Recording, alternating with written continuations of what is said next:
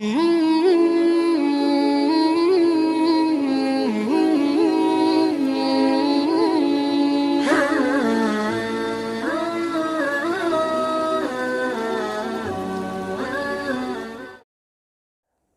علیکم ورحمۃ اللہ وبرکاتہ. کیسے ہیں آپ سب؟ میں آپ کو ایک چھوٹا سا ریمائنڈر دینا چاہتی ہوں کہ بہت سے لوگوں کو یہ پرابلم ہوتی ہے کہ ہمارا نماز میں دل نہیں لگتا، ہم فوکس نہیں رکھ پاتے نا، کہ ہمارا فوکس ہٹ جاتا ہے اور خیالات میں چلا جاتا ہے. اور دوسرا یہ موسٹ آسکنگ کویشچن ہے کہ قرآن پاک ہم جب پڑھتے ہیں تو ہمارا دل کرتا ہے بس ہم جلدی جلدی سے، ہماری کوشش ہوتی ہے ہم جلدی جلدی سے پڑھ لیں اور ایک پارہ فٹافٹ کمپلیٹ کر لیں.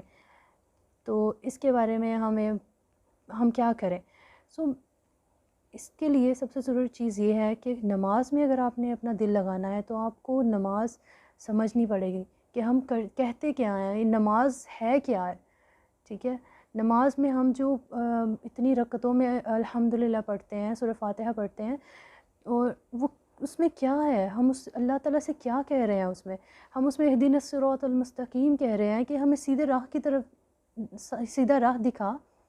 تو یہ آپ امیجن کریں، یہ چھوٹی دعا ہے کہ ہم اللہ تعالیٰ سے دن میں 5 مرتبہ اور اتنی رکعتوں میں الحمدللہ پڑھ رہے ہیں، اللہ تعالیٰ کی تعریف بھی کر رہے ہیں. آپ الحمدللہ کی تفسیر سن لیں اور اس کے بارے میں، اس کے اندر کیا ڈیٹیلز ہیں، آپ صرف اس کو سن لیں تو آپ کا ہر نماز میں آپ کا خود دل کرے گا کہ میں نماز پڑھوں. ایون آپ نفل بھی پڑھنے لگ جائیں گے. لیکن ضروری یہ ہے کہ آپ اس چیز کو سمجھیں، جو پڑھ رہے ہیں اس کا ترجمہ دیکھیں. سبحان ربی العظیم پڑھتے ہیں تو اس کا بھی دیکھیں، آپ رکوع کیوں کرتے ہیں، آپ سجدہ کیوں کرتے ہیں، کس ذات کے آگے سجدہ کرتے ہیں، یہ چیزیں دیکھا کریں. پھر دیکھیے گا آپ کے اندر نماز میں خشوع و خضوع پیدا ہوگا، آپ کا فوکس رہے گا انشاءاللہ نماز کی طرف. اور ذہن میں یہ رکھیں گے نا کہ ہم اللہ تعالیٰ کے آگے سجدہ گو ہیں، تو پھر آپ زیادہ فوکسلی نماز پڑھ سکیں گے انشاءاللہ.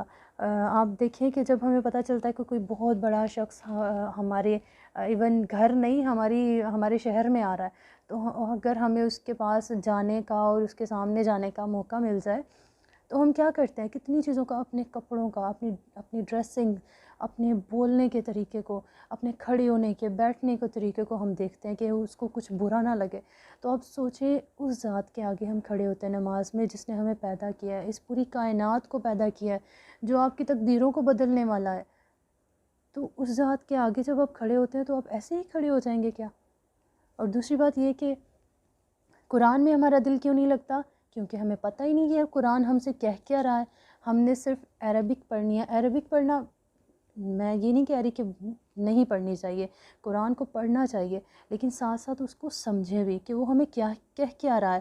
دیکھیں ہم کہتے ہیں نا تلاوت کریں، تو تلاوت میں کافی سٹیپس آتے ہیں. پہلے آپ پڑھ رہے ہیں، پھر اس کی تشریح میں جائیں، اس کے ترجمے میں جائیں، اس کو سمجھیں، اس کی تفسیر میں جائیں. ٹھیک ہے، اس کی لفظی وضاحت کو دیکھیں. دیکھیے گا انشاءاللہ جب آپ قرآن کو سمجھنا سٹارٹ کر دیں گے تو آپ کو قرآن میں مزہ آنے لگ جائے گا. آپ جب اس میں اللہ تعالیٰ کی دیکھیں، قرآن جو ہے، قرآن اور نماز میں آپ کو تھوڑا بتاؤں کہ نماز میں ہم اللہ تعالیٰ سے باتیں کرتے ہیں، اور قرآن جب ہم پڑھ رہے ہوتے ہیں تو اللہ تعالیٰ ہم سے باتیں کر رہے ہوتے ہیں.